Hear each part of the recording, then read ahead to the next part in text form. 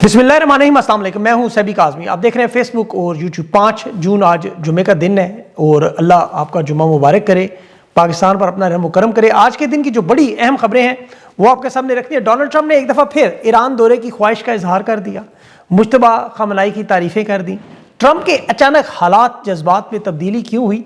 अमरीका में आज बड़े मजीद नए इंकशाफात आए हैं। शहबाज शरीफ के जरिए ईरान ने क्या बड़ा खेल खेला कि मोहसिन नकवी भी शंघाई कॉरपोरेशन में ईरानियों की मिन्नत तरला करते हुए नजर आ रहा है। अमरीकी अड्डे खाली होना शुरू हुए। अमरीकी फौजी जहाज C-17 जहाज़ों की मशरक़ वस्ता से खाली हाथ वापसी की तस्वीरें और जराल्ड फोर्ड की भी वापसी की तस्वीरें वायरल, वीडियो वायरल। पासदारान इनकलाब ने शुमाली इसराइल को जहन्नम बनाने का दावा किया और कुवैत में सिक्योरिटी अलर्ट जारी। और इसके साथ दुनिया की तवील तरीन जंग अपने अंजाम की तरफ जा रही है। यूक्रेन रूस का मामला भी जो इस वक्त बराह रास्त पाकिस्तान से जुड़ा हुआ है। ज़ेलेंस्की ने भी प्यूटन के सामने शिकस्त तस्लीम करने का दर्दनाक खत और मुलाकात के इम्कानात भी हैं। रूसी सदर व्लादिमीर पुतिन ने आज बड़ा अहम खिताब यूरोप, अमेरिका, पाकिस्तान, भारत, चीन, फ़लस्तीन समेत ईरान समेत मामलात क्या कह दी। और चीन के सदर शुमाली कोरिया, बड़ा अहम दौरा, टांकें सबकी क्यों कांप रही हैं। 8 से 9 जून आलमी सतह पर भी बड़ी तब्दीलियां पाकिस्तान समेत। और कश्मीर में 9 जून के खौफ में बिलावल के रंगबाज वज़ीर-ए-आज़म ने 5 नुकात पर सुप्रीम कोर्ट में दायरा कर दिया मामला, लेकिन मुजाहिरीन वहाँ पीछे हटने से तैयार नहीं। आज़ाद कश्मीर में 14,000 गुल्लू भट्टों का नया दस्ता मांगा जा रहा है। 40% हथियारों के साथ सख्त जालिम किस्म के कमांडर भेजने की तैयारियां। और शहबाज शरीफ ने ट्रंप को एक दफ़ा फिर अमन का देवता मर्दे अमन करार दिया। अमेरिका ने 12.5% जुर्माना लगा दिया। और तहरीक इंसाफ के भी कुछ अहम मामलात है, सारी तफसील से बात करते हैं।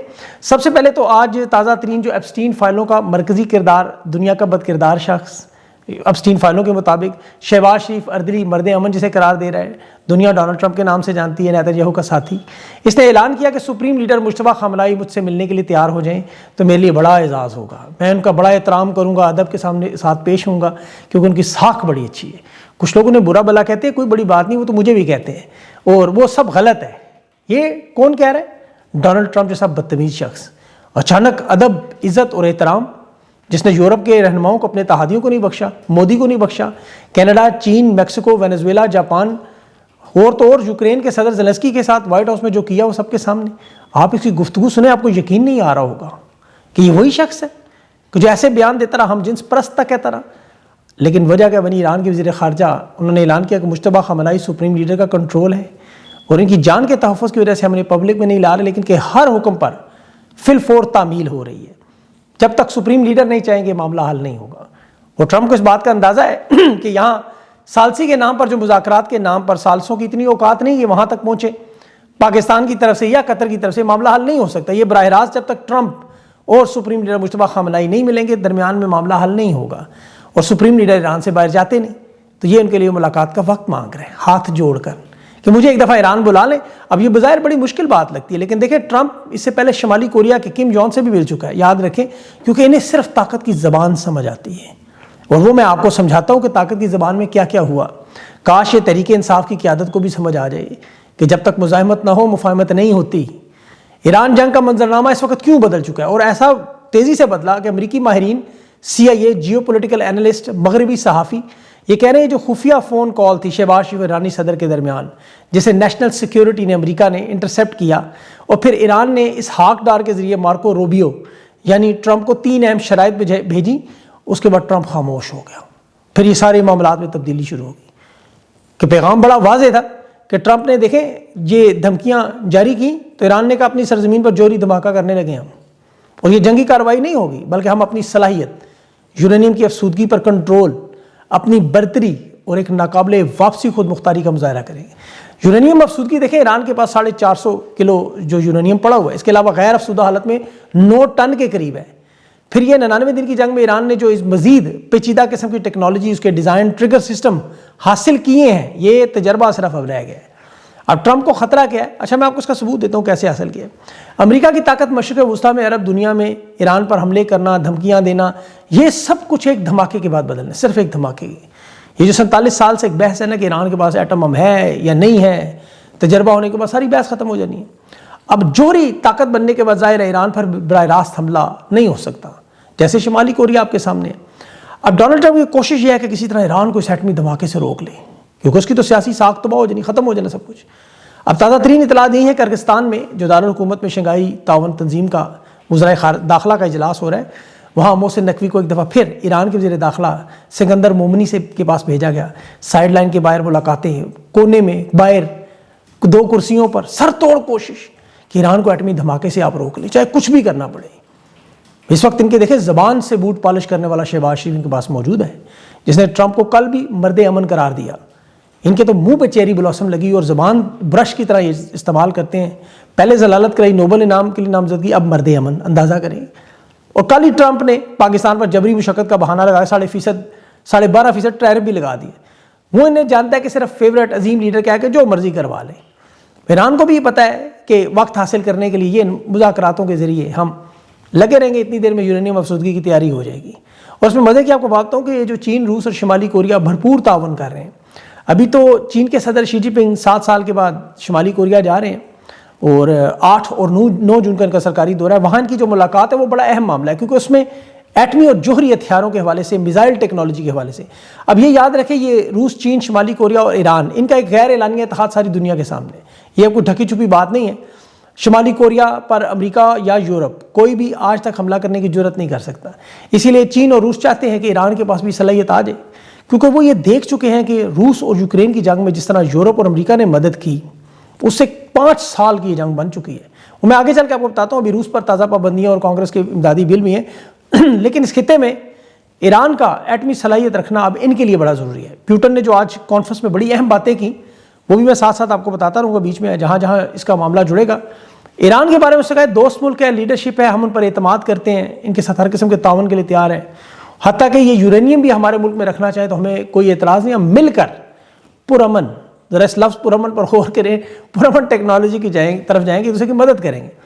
اب ظاہر ہے ایران نے ایٹمی تجربے کی یہ جو اس وقت تمام ماہرین کی متفقہ رائے ہے، جس پہ ٹرمپ کو کہا جا رہا ہے شرائط مان لو، امن معاہدہ نہ ہوا تو ایران جوہری تجربہ کرے گا. یہ جو یورینیم اب 60% افزودہ ہے، اس سے بھی ایک چھوٹا موٹا تجربہ کر دیں گے. پھر جو تبدیلیاں آنی ہے ظاہر ہے وہ بہت بڑی ہے کہ سعودی عرب، ترکی، دیگر جو علاقائی طاقتیں وہ سب اپنے اپنے جوہری پروگرام تیز کریں گے، خریدنے کی طرف جائیں گے، اور پھر طاقت کا ظاہر توازن ہی سارا بدل جائے گا. ایران پر ظاہر ہے مغربی ممالک نہیں پابندیاں بھی لگا سکتے ہیں، سفارتی دباؤ بھی بڑھا سکتے ہیں، لیکن وہ اس کے عادی ہیں. سیاسی اور نفسیاتی لحاظ سے تو ایران آپ کو پتہ ہے ایک طاقت پہلے ہی ہے. پھر ایٹمی ایران سے گفتگو کرنا، اور اس میں یاد رکھیں جوہری ذخیرہ ہونا اور ایٹمی ہتھیار ہونا 2 مختلف چیزیں ہیں. کامیاب تجربے سے ہی سارا معاملہ طے ہوتا ہے، اس کے بعد پھر جوہری طاقتوں کے ہتھیاروں کے میزائل پروگراموں میں بدلنا. لیکن اس پہ چین اور روس ان کے ساتھ موجود ہیں، جیسے پاکستان کے ساتھ تھے. اب دیکھیں چین تھا سر، روس نہیں تھا. اب ڈونلڈ ٹرمپ بڑا پھونک پھونک کے قدم رکھے. اس یورینیم کو ٹرمپ نے فوج بھیجنے کا امکان بڑا خطرناک خود قرار دیا کہ میں نے منصوبہ مسترد کر دیا کہ اس میں بڑی تعداد میں ہلاکتیں ہونی تھی. پھر 11 جون سے یاد رکھیں دنیا کا سب سے بڑا ٹورنامنٹ ورلڈ کپ بھی فٹ بال کا ہونا ہے امریکہ میں، جہاں بڑی سخت سیکیورٹی ہے، انتظامات ہیں، اربوں ڈالرز کا خرچہ ہو رہا ہے، معیشت ہے، بہت کچھ ہے. پھر ڈونلڈ ٹرمپ کی جنگی اختیارات محدود کی کانگریس میں آپ کو پتہ ہے یہ قرارداد بھی منظور ہو چکی ہے. اور ابھی جو نیا سروے آیا اس میں تو 68% امریکیوں نے کہہ دیا جنگ بند کرو. فل 52% ٹرمپ کے حامی خود بول اٹھے. اور اس میں 2 بڑے اہم معاملے، ایک تو وہاں جو افسودہ یورینیم پر قبضے کے بغیر معاہدے کے لیے لوگ تیار ہیں 52%. پھر سروے میں جو بہت سارے سوالات ہیں اس میں ایک یہ بھی بڑا اہم تھا، جو 62% امریکیوں نے کہا کہ ٹرمپ کو نیتن یاہو کے چنگل سے نکلنا پڑے گا ہر صورت میں. اب دیکھیں ڈونلڈ ٹرمپ اس جنگ بندی کی توسیع میں چند مزید تبدیلیوں کا مطالبہ کر رہے ہیں اور وہ پھر معاہدے کی طرف آنے کو تیار ہے. اور ایران نے اس دوران اپنی جو طاقت میں نہیں آپ کو پتہ ہے دکھائی ہے طاقت، وہ اس میں ایک تو ڈرون حملہ خام تیل کی جو لوڈنگ کا ابنائے ہرمز میں بائی پاس ہے ان راستوں پر کیا، جو کہ عمان کے منائل ٹرمینل ہے وہاں پر بڑی اہم بندرگاہ راستہ ہے، وہاں سے پہنچتا ہے، وہاں کیا. اور دوسرا بارودی سرنگیں جو ابنائے ہرمز میں لگی ہوئی ہیں، اس میں امریکہ کیوں گھٹنوں پر آنے پر مجبور ہوا. اس میں بڑی اہم معلومات امریکہ سے آئیں کہ بارودی سرنگیں صاف کرنے کا امریکہ میں خلیج کے پاس کوئی مخصوص جہاز ہی نہیں ہے. یعنی جو بارودی سرنگیں ایران نے بچھائی ہوئی ہیں، امریکی بحریہ چونکہ ماڈرن وارفیئر میں جدید ڈرونز، جدید ٹیکنالوجی پر چلے گی، اور روایتی بارودی سرنگوں کو صاف کرنے کی جگہ یہ پرانے مائن سویپر جو ہوتے ہیں بارودی سرنگیں ہٹانے والے جہاز، وہ انہوں نے ریٹائر کر دی. آخری جہاز کا ایونجر تھا 2025 میں جو بحرین میں تھا. ایران اسی لیے کامیاب ہوا کہ چند $100 سے چند $1000 کی ایک بارودی سرنگ سے اربوں ڈالرز کی عالمی تجارت روک دیتی تھی. اب انہیں پتہ ہے کہ امریکی تو ڈرونز، ابدوزیں اور ہیلی کاپٹروں کے چکر میں پڑ گئے، بڑے بڑے فریگیٹس انہوں نے بنا لیے. تو ایران نے غیر روایتی جنگ شروع کر دی. کتنی عقل اور کتنی ذہانت ہے کہ 98 دن کی یہ اس جنگ میں ثابت بھی ہوا. امریکہ کی بڑی طاقتور ایئر فورس آپ کو پتہ ہے، ان کے بحری جہاز، اور دوسری طرف ایران کی سستی ترین ٹیکنالوجی. یہ ابھی CNN نے پوری ڈاکومنٹری جاری کی ہے جیرل فورڈ کی تباہی کی. وہ آپ دیکھیں کہ 30 گھنٹے وہاں پر آگ لگی رہی ایران کے حملوں کے بعد, اور ان کے پاس آگ بجھانے کا نظام بھی نہیں تھا. یہ $13 ارب کا جہاز تھا, $13 ارب, پاکستان کے بجٹ سے ڈبل تقریباً. اب حالات یہ ہے کہ امریکہ, برطانیہ اور فرانس کی محنت ترلا کر رہا ہے کہ بارودی سرنگیں صفائی کے لیے 15 ممالک کا مشن بنائیں اور یہاں سے سرنگیں صاف کریں تاکہ دنیا کی تجارت کھولیں اگر کوئی معاہدہ کامیاب. اس میں بہت بڑا اگر میں نے کہا ہے. اب اتحادی آپ کو پتہ ہے امریکہ پر اگر اعتماد نہیں کرتے. بیلجیم ایک سروے ہوا, اس میں 50% لوگوں نے امریکہ کو اپنا مخالف ظاہر کیا ہے, 10% صرف اتحادی سمجھتے ہیں, جبکہ دوسری طرف چین کو اب 45% لوگ صرف مخالف سمجھتے ہیں, 44% چین کو مطلب بھارت کے امریکہ کے مقابلے میں زیادہ بہتر سمجھتے ہیں. اب یہاں پہ اسرائیلی لابی پھر بھی آپ کو پتہ ہے کام کر رہی ہے امریکی کانگریس میں خاص طور پر. ابھی ان کی ووٹنگ کا نیا سلسلہ, جس میں لبنان سے امریکی فوج نکالنی تھی, 426 کے اراکین کے وہاں پہ جو ووٹ ہوئے اس میں 92 لوگوں نے صرف حمایت کی کہ لبنان سے فوج نکالیں, لیکن اس کی مخالفت میں 324 لوگوں نے ووٹ دیا کہ وہاں امریکہ کی فوج ہونی چاہیے. اسی طرح یوکرین کی مدد کا بل بھی تھا, 386 اراکین کے سامنے رکھا اور اس میں 226 لوگوں نے اس کی حمایت میں ووٹ دے کے بل منظور کیا. $1 ارب کی امداد, $8 ارب دفاع پہ, اور اس کے ساتھ انہوں نے روس پر نئی پابندیاں بھی لگائیں. اب اسرائیل کی بلا شبہ اور یورپ کی آپ امریکہ میں کامیابی کہہ لیں. اب لبنان چونکہ کمزور ملک ہے, ایران کی طرح امریکہ کے لیے کوئی مسئلہ نہیں ہے. فلسطین ایک کمزور ملک ہے, اس کی کوئی حمایت نہیں کرتے. ایران کی جب باری آئی تو اسی کانگریس نے سب سے پہلے جنگ بندی کی ووٹ دی, کیونکہ انہیں پتہ ہے ایران اپنا بازو جو ہے وہ میزائلوں اور ڈرون کے ذریعے کھولتا ہے. اب وہ جنگ وہاں بند کروانا چاہتے ہیں, لیکن لبنان اور فلسطین کی کوئی پرواہ نہیں. لبنان میں آپ کو پتہ ہے جو تباہی ہو رہی ہے آپ اندازہ نہیں کر سکتے. دنیا کا دوسرا ملک بن چکا ہے اس وقت, جسے ایک کھنڈرات میں بدلا جا رہا ہے. فلسطین میں غزہ میں آپ دیکھیں کہ وہاں سیز فائر کے بعد سے لے کے اب تک ستمبر سے 936 فلسطینی شہید ہو چکے. کل رات وہاں حملہ ہوا کمانڈر کسی کی چھپنے کے نام پہ, 10 فلسطینی شہید ہوئے, 2 خواتین 2 بچے شامل ہیں اس میں. اور اب تک سیز فائر کے بعد اسرائیل کے صرف 4 فوجی مارے گئے اور 936 فلسطینیوں نے شہید کر دیے. لیکن یہ ذہن میں رکھیں لوگ وہاں مزاحمت سے پیچھے نہیں ہٹ رہے, بلکہ لبنان میں بھی آپ دیکھیں جو اسرائیل نے بیوفورٹ قلعے پر قبضہ کیا ہے, وہاں بھی ابھی حزب اللہ والے جو اسرائیل کے فوجیوں کا محاصرے میں ہیں, ان کی گاڑیوں پہ ٹینکوں پہ مارٹرز برسا رہے ہیں, مطلب وہ مزاحمت کر رہے ہیں, لڑتے جا رہے ہیں. اب دیکھیں جو دوسرا اہم معاملہ جو کہ پاکستان کے ساتھ براہ راست جڑا ہوا ہے وہ یوکرین کا ہے. یہ ذہن میں رکھیں کہ پاکستان کی طرف سے یوکرین کی مدد کی کہ جنگ کے شروع سے لے کے اب تک, اور ابھی یورپی یونین کی نائب صدر نے اپنی خواہشات بھی بتائی. اور یہ ایک مسلمہ حقیقت ہے کہ جتنا امریکہ ایران جنگ مذاکرات اہم ہے, اتنا ہی روس یوکرین بھی پاکستان کے لیے اہم معاملہ ہے. عمران خان کی حکومت روس کے دورے کے بعد گرائی گئی, سائفر اس کے بعد آیا, اور یوکرین روس کا معاملہ براہ راست پاکستان سے کس طرح جڑا ہوا ہے کہ وہاں پہ بڑی اہم ڈیولپمنٹس ہوئی ہیں.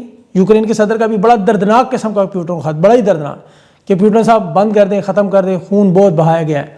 اسے عقل آ گئی ہے کہ یہ امریکہ یورپ کی پراکسی بن کے روس کے خلاف لڑتا رہا اس جنگ میں جو اس کی جنگ نہیں تھی.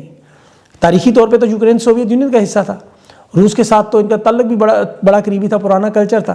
لیکن یہاں کیا ہوا کہ آپ کو یاد ہوگا پاکستان میں جنرل باجوہ نے خان کی حکومت گرائی کیونکہ ڈونلڈ لو کا حکم تھا, اور ڈونلڈ لو کے اوپر تھی وکٹوریا نیولینڈ.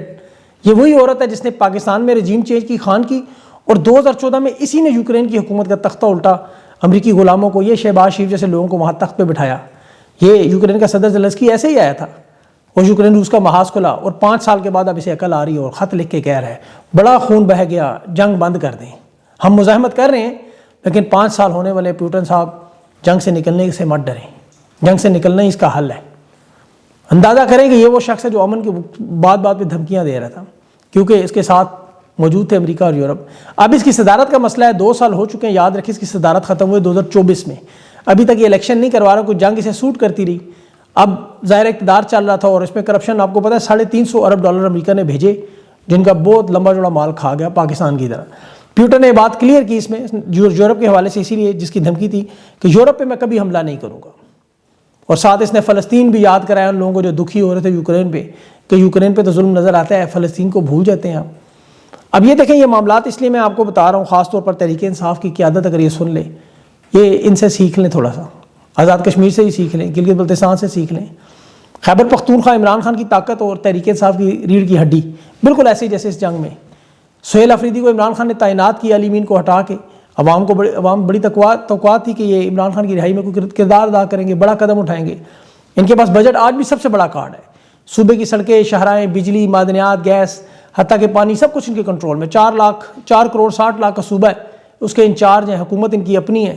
اور حالت یہ ہے کہ 7 مہینے سے عمران خان کہہ دیتے رہائی میں, 7 مہینے سے آنکھ کا سنگین مسئلہ ہے، ملاقاتیں نہیں ہو رہی، اور یہ ان کے پارٹی کے بڑے بڑے مفاہمت مذاکرات کھیل رہے ہیں سیاسی انداز میں اس مسئلے کو حل کرنے کی کوشش، جو مسئلہ اب سیاسی ہے ہی نہیں، انسانی حقوق کا ہے۔ دیکھیں سیاست ہو تو سیاسی جواب ہوتا ہے، یہاں تو سیاست تو نہیں ہو رہی، یہاں تو الطاف حسین صاحب کے متعلق وہ حلالی پونہ کے اپوزٹ ہو رہا ہے، ہر کام آپ دیکھ لیں۔ ابھی آزاد کشمیر میں احتجاج کی صرف کال آئی شٹر ڈاؤن احتجاج کی، جو عوامی ایکشن کمیٹی نے وہاں 12 مہاجرین نشستوں پر سپریم کورٹ میں، ساتھ ہی آزاد کشمیر کی حکومت پہنچ گئی۔ اب حالانکہ وہ اپنی اسمبلی مدت پوری کر رہے ہیں، انتخابات کے قریب آئین میں تبدیلی نہیں ہوتی، لیکن انہوں نے ایک 12 مہاجرین نشستوں کو قانون سازی کے ذریعے ختم، جیسے تحریک انصاف کا الیکشن، 2/3 اکثریت، مخصوص نشستیں، انتخابی نشان، سیاست سے آؤٹ کرنا، عمران خان کو بے گناہ جیل میں رکھنا، ان کے کیسز نہ لگانا، ایسی عدالتوں کو تو آپ کو پتہ ہے کوٹھا بنا دی ہے۔ عوامی سطح پر اب وہ احتجاج کرنا چاہ رہے ہیں، اور بلاول نے 14,000 اضافی نفری مانگی، 40% اسلحے سمیت، اور بڑے بڑے کمانڈرز پہنچائے جا رہے ہیں، 26 نومبر والے، مرید کے والے۔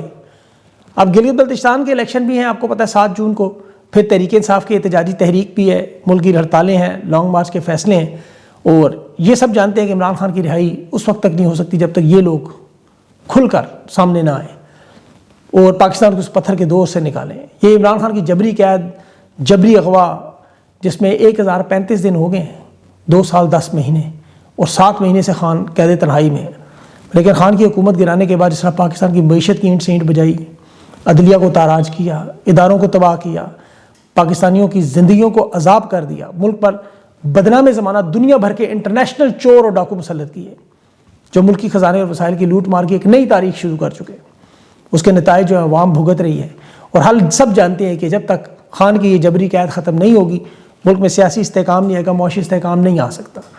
25 کروڑ جنہیں اس وقت بھیڑ بکریاں بنا دیا گیا، ان کی زندگی میں کوئی تبدیلی نہیں آ سکتی۔ لیکن معاملات کو ریورس کرنے کی بجائے ابھی جنیوا پلان، اپنی مدت ملازمت جیسے فیلڈ مارشل نے کی، تاحیات استثناء، حکومت اقتدار کے لالچ میں، چند سالوں کی اقتدار کے لالچ میں 25 کروڑ لوگوں کے مستقبل سے کھیل رہے ہیں، اور بڑی تعداد میں اس میں پاکستانی نوجوان ہیں۔ حل ظاہر ہے ایک تحریک انصاف کی قیادت کے پاس ہے، یہی جنیوا پلان ان کو روک سکتے ہیں، فیلڈ مارشل کے جبری اقتدار کا خاتمہ کر سکتے ہیں، عمران خان کو رہا کروا سکتے ہیں، اور پاکستانیوں کی زندگی کو بہتر کر سکتے ہیں۔ انہیں سیکھنے کے لیے میں روز ایران کی خبریں بتاتا ہوں، روز یوکرین کے معاملات بتاتا ہوں۔ یہ اقتدار ان کا اپنا بھی سیاست بڑے لمبے عرصے کے لیے ہو سکتی ہے، صرف بزدلی، کمپرومائز اور مصلحتوں سے نکلیں، نشستوں، عہدوں کی برات کی لالچ سے نکلیں، خوف کا بت توڑیں، اور آپ لوگ بھی جب نماز پڑھیں تو ان کے لیے دعا کریں، اللہ انہیں طاقت دے، کیونکہ یہی اس وقت آپ کے سامنے کھڑے ہیں، عوام تو انہی کے ساتھ کھڑی ہوگی۔ تو اس کے بعد ہی کچھ معاملات تبدیلی کی طرف جائے گا۔ انٹرنیشنل حالات کے اثرات تو ظاہر آئیں گے، لیکن وہ ایک پش ہے، بہت بڑا پش ہے، اس میں کوئی شک نہیں، لیکن اندرونی تبدیلی ملک کے اندر سے ہی آتی ہے، جو عوام اور یہ قیادت ہی لائے گی، اور انشاءاللہ اس میں امید اللہ نے چاہا تو جلد تبدیلیاں کچھ نظر آ رہی ہیں۔ دیکھیں اس میں آپ کو مزید اپڈیٹس اگلے ویلاگ میں بتاؤں گا۔ اپنا خیال رکھیں، مجھے اگلے ویلاگ تک اجازت دیں، اللہ حافظ۔